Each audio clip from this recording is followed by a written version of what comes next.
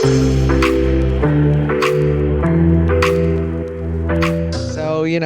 we've got it's a nice conceptual term, but in the end, there's actual engineering work behind it, and you got to run it somewhere.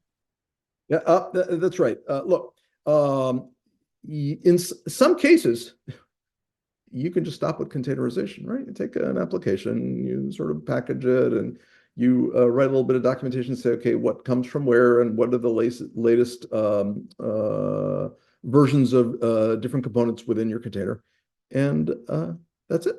Maybe maybe that works with Kubernetes, maybe it doesn't, right? But the maintainability of containers is really sort of the what's the word I'm looking for? The prime motivation. Now, if it's going to be a more interesting problem where you have to do a lot of variable workload distribution and so forth and so on, fine grain credentialing, coordinated release validation and whatnot, then Kubernetes gets interesting. But Nick, you've forgotten more about Kubernetes than most people will ever know. Well, I don't know about that, but look, the real question is how cloud native does it actually need to be?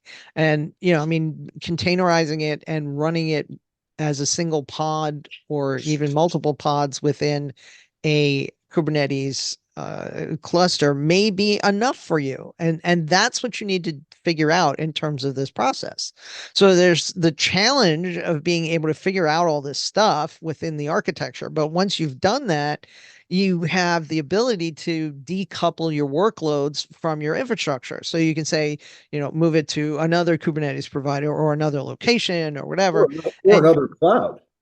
Or another cloud, exactly. And you have all the capabilities that you get with Kubernetes. So there should not be any surprises. You also have the ability to do that kind of strict change management, assuming that you're actually able to change the application that, maybe you couldn't do before.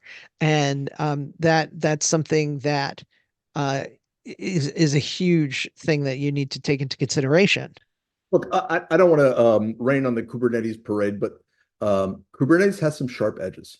And we're really kind of conservative about, I don't know what the question is, but the answer is Kubernetes. Sure, we're a certified Kubernetes service provider from the Cloud Native Compute Foundation, and we've certainly gained a lot of advantages in DevOps and platform efficiency from Kubernetes, but sometimes it's not the right answer.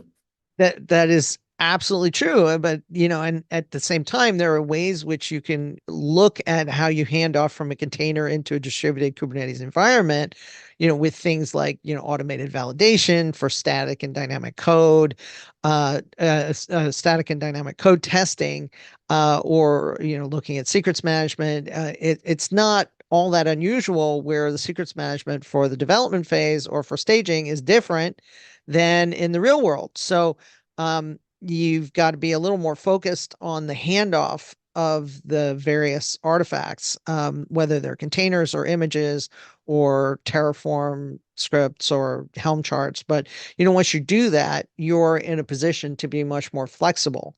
But the process of moving to Kubernetes makes you think about it. And just as the process of moving into AI makes you get clean data, just doing it is a benefit.